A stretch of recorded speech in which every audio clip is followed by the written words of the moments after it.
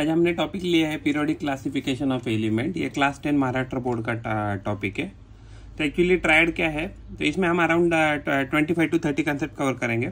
तो ट्रायड क्या होता है कि ट्रायड एक्चुअली डोबेरनायर ने डिस्कवर किए थे। डोबेरनायर ने जब डिस्कवर किए थे तो उन्होंने ये ढूंढा था कि अगर मान लीजिए 3 एलिमेंट लेते हैं, मान लीजिए 1 एलिमेंट, 2 एलिमेंट एंड 3 एलिमेंट, ऐसे फॉर एग्जांपल हमने 3 एलिमेंट लिए, तो अगर 1 और 3 एलिमेंट का अगर मासेस को अगर हम ऐड करें तो और उसका एवरेज कितना आ जाएगा, तो सेकंड नंबर का जो भी मिडल जो भी एलिमेंट रहेगा उसके मास के बराबर आएगा। तो ये डोबेरनर सर ने ये किया था, प्रूव किया था। फिर उसके बाद ऑक्टेव क्या था, ऑक्टेव जो थ्योरी था वो प्रपोज किया था न्यूलैंड ने।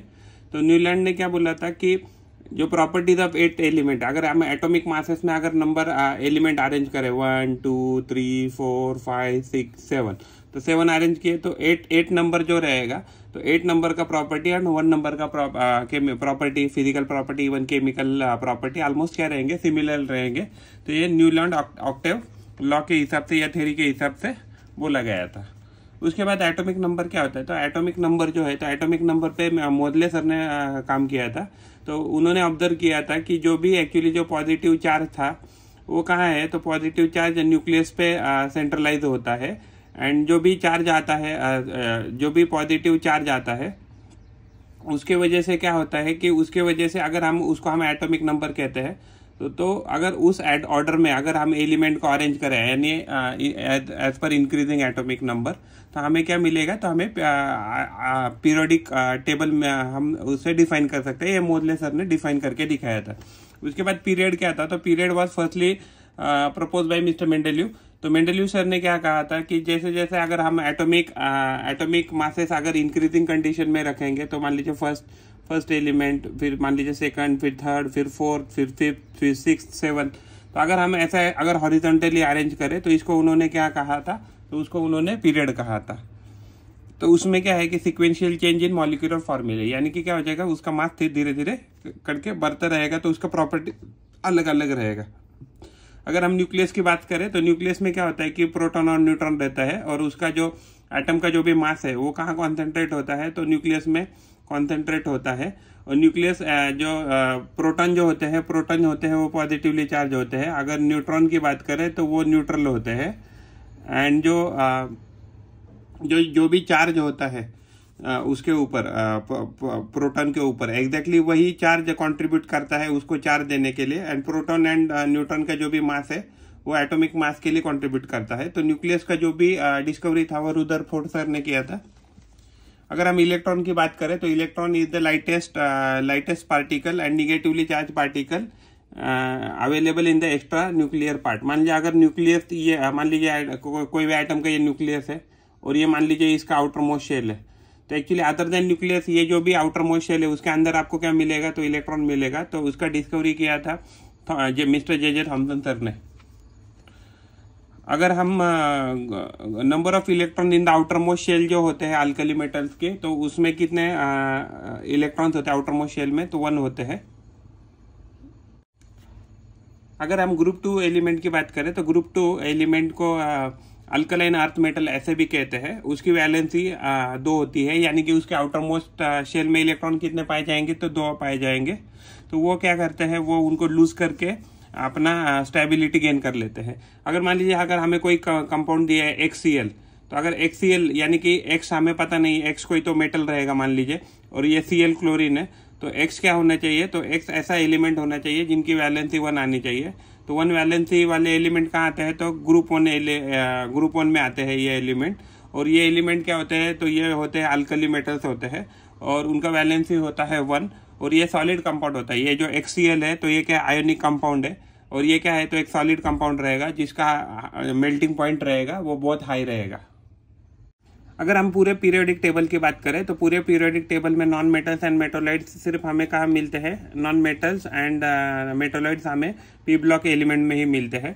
अगर मान लीजिए मैग्नीशियम का अगर हम इलेक्ट्रॉनिक कॉन्फ़िगरेशन देखें तो आ जाएगा 2,8,2, यानी कि कितने टोटल हो गए ये इसमें 12 इलेक्ट्रॉन हो गए। तो उसके प्रोटॉन भी कितने रहेंगे, 12 रहेंगे।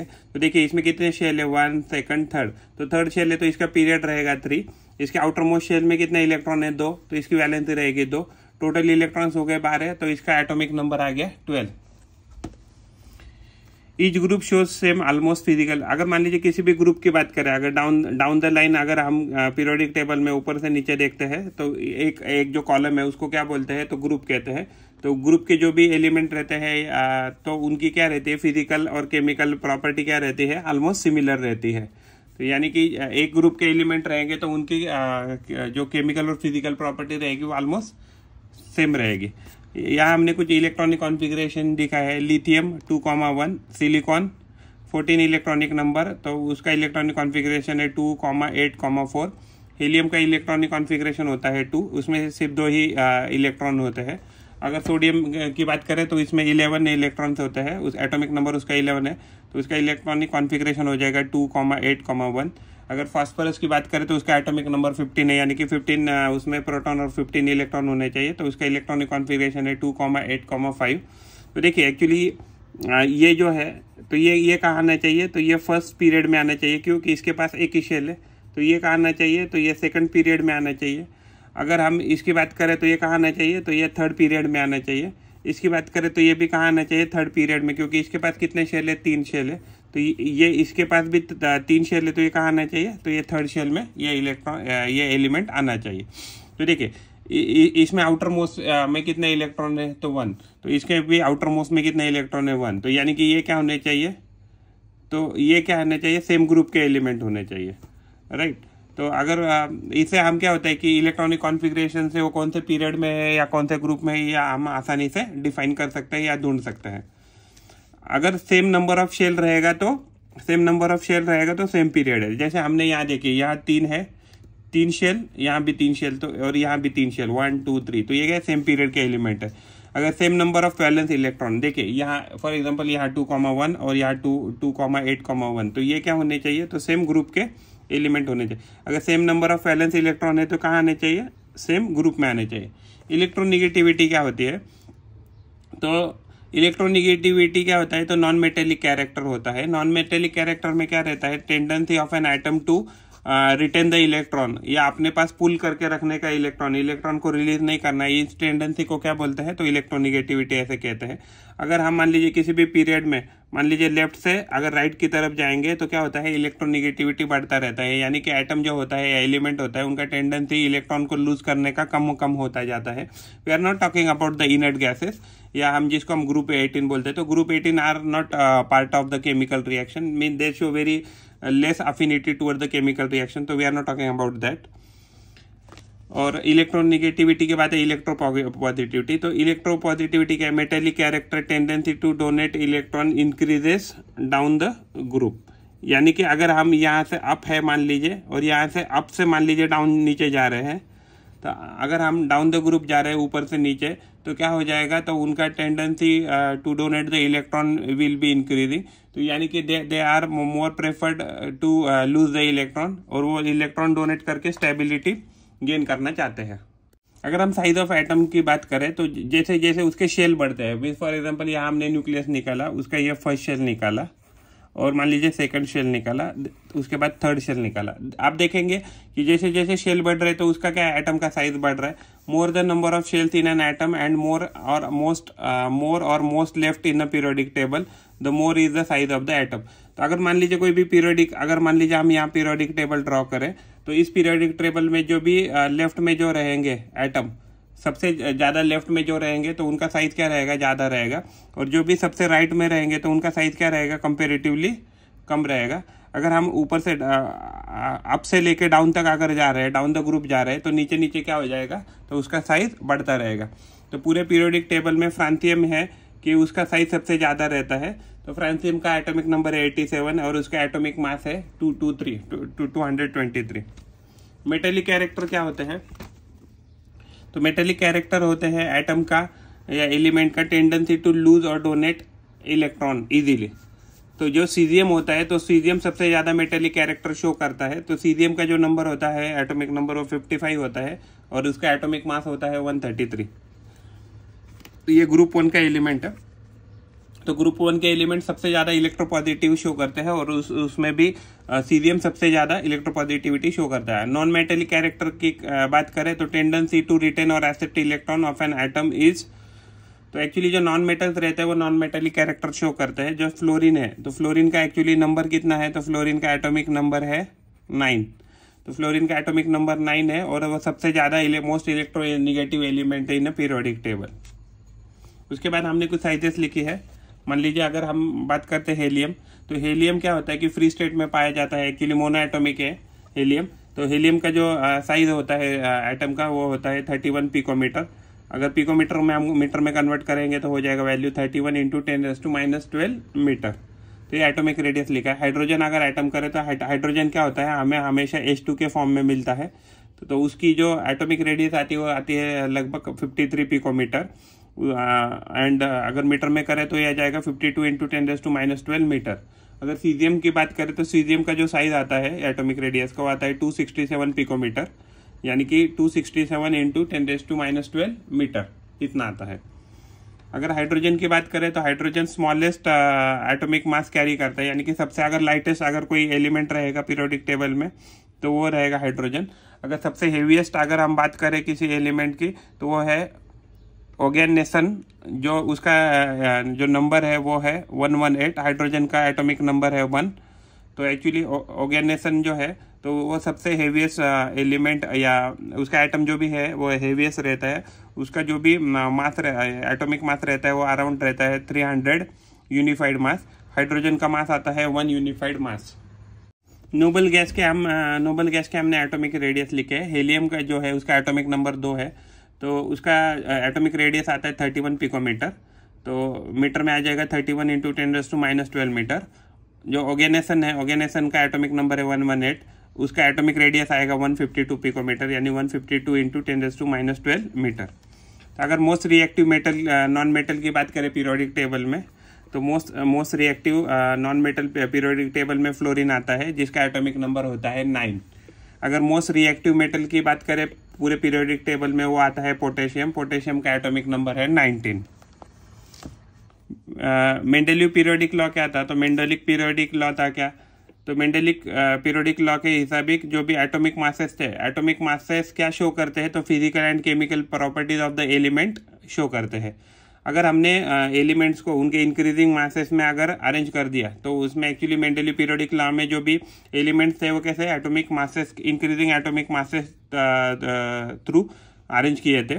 और क्लासिफाइड पीरियोडिक टेबल, तो एक्चुअली जो मेंडेलिव पीरियोडिक टेबल था तो उसमें कितने रोज थे, तो उसमें 7 रोज थे, यानी हॉरिजॉन्टल रोज थे। अगर कॉलम की बात करें तो वर्टिकल वहाँ 8 कॉलम थे पीरियोडिक मेंडेलिव पीरियोडिक टेबल में। तो उस पीरियोडिक टेबल में क्या था कि similar property element came into same group, तो यानी कि सेम ग्रुप में क्या आ रहे थे कि सिमिलर कैरेक्टरिस्टिक्स वाले एलिमेंट आ रहे थे। उसमें और एक खासियत थी कि जो मेंडेलिव सर ने जो भी पीरियोडिक टेबल बनाया था उसमें क्या था कि उन्होंने कुछ जगह छोड़ी थी अनडिस्कवर्ड एलिमेंट के लिए, यानी कि उन्होंने पहले ही प्रेडिक्ट कर लिया था कि ऐसे ये मासेस के एलिमेंट डिस्कवर हो जाएंगे। तो फॉर एग्जांपल इका एल्यूमिनियम, यानी बाद में जो डिस्कवर हो गया वो गैलियम था। इका सिलिकॉन जो बाद में डिस्कवर हो गया वो जर्मेनियम था। और इका बोरॉन की जो बाद में डिस्कवर हुआ स्कैंडियम। तो उन्होंने ऑलरेडी प्रेडिक्ट करके रखा था और उनके लिए उन्होंने उनकी प्रॉपर्टीज भी प्रेडिक्ट करके रखी थी, उनके मासेस भी प्रेडिक्ट करके रखे थे और उनके लिए उन्होंने उनके पीरियोडिक टेबल में जगह भी छोड़ी थी। तो ये कुछ खास बातें हैं मेंडेलिव पीरियोडिक टेबल की। अगर मेंडेलिव पीरियोडिक टेबल की बात करें तो उन्होंने प्रेडिक्ट किया था properties of the undiscovered element whose spaces kept vacant. तो उन्होंने जगह तो छोड़ी थी प्लस उनकी प्रॉपर्टी भी ऑलरेडी प्रेडिक्ट की थी और उनके मासेस भी प्रेडिक्ट किए थे कि क्या हो सकते हैं। और एक्चुअली जो मेंडेलिव पीरियोडिक टेबल था उससे वो जो भी उधर उसका मान लो पीरियोडिक टेबल में कहीं भी एग्जैक्टली मान लीजिए आपका एलिमेंट रखा है तो उसका जो भी पोजीशन है पीरियोडिक टेबल में तो उसके बेसिस पे वो प्रेडिक्ट कर सकते थे कि उसकी क्या कैरेक्टरिस्टिक्स रहेगी या क्या प्रॉपर्टीज वो शो करेगा।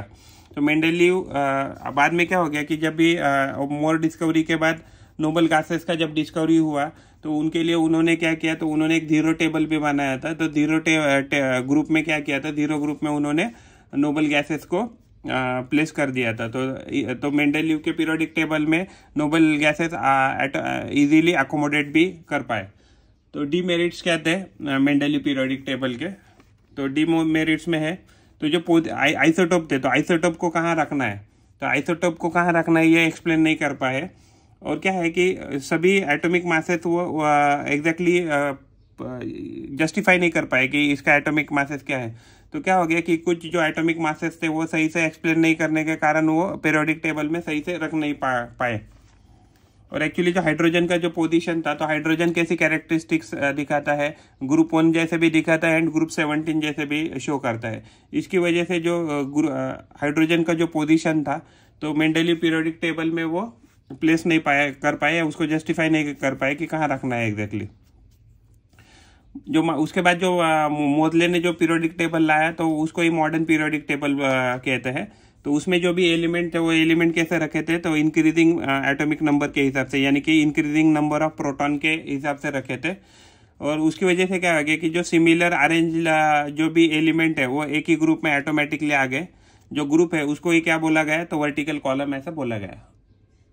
मॉडर्न पीरियोडिक लॉ क्या है, the chemical and physical properties of elements are a periodic function of their atomic numbers, यानी कि जो भी एटॉमिक नंबर रहेगा उस हिसाब से, उस एटॉमिक नंबर के हिसाब से ही उस एलिमेंट की या उस एटम की केमिकल और फिजिकल प्रॉपर्टीज रहेगी, ये मॉडर्न पीरियोडिक लॉ कहता है। अगर हम ग्रुप 18 की बात करें, तो ग्रुप 18 में जो ग्रुप्स है, तो ग्रुप्स कितने हैं, तो 18 ग्रुप है मॉडर्न पीरियोडिक टेबल में। तो जो ग्रुप्स है उनको ही वर्टिकल कॉलम्स या वर्टिकल कॉलम्स को ही ग्रुप्स ऐसे कहते हैं। तो same number of valence electron, एक ग्रुप में क्या होता है कि same number of valence electron आते हैं और उनकी प्रॉपर्टी भी ऑलमोस्ट क्या आती है, सिमिलर आती है। अगर पीरियड की बात करें मॉडर्न पीरियोडिक टेबल में, तो पीरियड 7 आते हैं। जो हॉरिजॉन्टल रोज है उसको ही क्या कहता है, तो उसको ही पीरियड्स ऐसे कहते हैं। उसमें क्या होता है कि same number of electron shell जो होते हैं, तो same number of electron shell, यानी कि जिसको हम ऑर्बिट कहते हैं, तो सेम नंबर ऑफ ऑर्बिट या same number of electron shell क्या रहेंगे, उसमें एक ही पीरियड में रहेंगे। अगर पीरियोडिक टेबल की बात करें, तो पीरियोडिक टेबल में एस ब्लॉक आता है। एस ब्लॉक में आपको मेटल मिलेंगे, तो उसमें ग्रुप 1 एंड ग्रुप 2 के एलिमेंट आपको मिलेंगे। अगर पी ब्लॉक की बात करें, तो आपको पी ब्लॉक में metal, metalloid and non metals आते हैं। तो इसमें क्या आता है कि ग्रुप 13 से ग्रुप 18, इसको पी ब्लॉक ऐसे कहते हैं। अगर हम ग्रुप डी ब्लॉक की बात करें, तो डी ब्लॉक को क्या कहता है, ट्रांजिशन मेटल्स ऐसे भी कहते हैं। और ग्रुप 3 से लेके ग्रुप 12 तक, तो ये डी ब्लॉक कहलाता है। ग्रुप एफ ब्लॉक की बात करें, तो एफ ब्लॉक को इनर ट्रांजिशन मेटल्स ऐसे भी कहते हैं। तो इसमें क्या है कि लैंथेनाइड एंड एक्टिनाइड सीरीज इसमें आती है। और एक्चुअली पीरियोडिक टेबल में सबसे लास्ट के 2 रो में सेपरेटली एफ ब्लॉक प्लेस किया गया है। अगर हम पी ब्लॉक में देखें, तो एक जिगजैग लाइन है, तो ऐसे करके एक जिगजैग लाइन है। तो इस साइड में आपको क्या मिलेंगे, लेफ्ट हैंड साइड मेटल मिलेंगे, राइट हैंड साइड क्या मिलेंगे, आपको नॉन मेटल्स मिलेंगे। और ये जो लाइन अलोंग लाइन है, तो अलोंग लाइन आपको क्या मिलेंगे, यहाँ आपको क्या मिलेंगे, तो यहाँ आपको नॉन मेटल्स मेटलॉइड्स मिलेंगे पी ब्लॉक में। आइसोटोप्स क्या होता है, एक ही एलिमेंट है और एक ही एलिमेंट के मान लीजिए एटॉमिक नंबर सेम है, लेकिन डिफरेंट अगर उसके एटॉमिक मासेस है, यानी कि उसमें क्या है कि अलग अलग न्यूट्रॉन की संख्या है, तो उसको बोलते हैं आइसोटोप्स। तो isotopes for example hydrogen, deuterium and tritium, ये क्या है, हाइड्रोजन के आइसोटोप्स है। तो हाइड्रोजन के इसमें देखिए यहाँ एक्चुअली कितने न्यूट्रॉन है, तो 1 न्यूट्रॉन है। इसमें क्या है, 0 न्यूट्रॉन है, इसमें 1 न्यूट्रॉन है। और इसमें कितने न्यूट्रॉन है, तो 2 न्यूट्रॉन है। तो इसमें 0 न्यूट्रॉन, इसमें 1 न्यूट्रॉन, इसमें 2 न्यूट्रॉन, ऐसे अलग अलग आइसोटोप्स है हाइड्रोजन के। इसको बोलते हैं हाइड्रोजन, इसको बोलते हैं ड्यूटेरियम और इसको बोलते हैं ट्रिटियम। अगर हम पीरियोडिक टेबल में लेफ्ट से अगर राइट की तरफ जाएंगे, तो क्या हो जाएगा, साइज रिड्यूस होगा। ये किसकी वजह से होता है, अगर राइट टू लेफ्ट जाएंगे तो nuclear charge goes on increasing, तो प्रोटॉन की संख्या क्या होती है, तो बढ़ती रहती है। और लेकिन क्या होता है कि शेल का नंबर क्या होता है, शेल का नंबर सेम ही रहता है। तो उसके वजह से क्या होता है कि मोर न्यूक्लियर पुल मिलता है आउटर मोस्ट इलेक्ट्रॉन को। और मोर इलेक्ट्रॉन पुल मिलने के कारण क्या होता है, श्रिंकिंग होता है साइज, एटॉमिक साइज में, जिसकी वजह से अगर हम लेफ्ट टू राइट जाएंगे पीरियोडिक टेबल में, तो हमको एटॉमिक साइज कैसे मिलेगा, तो कम कम होता हुआ मिलेगा।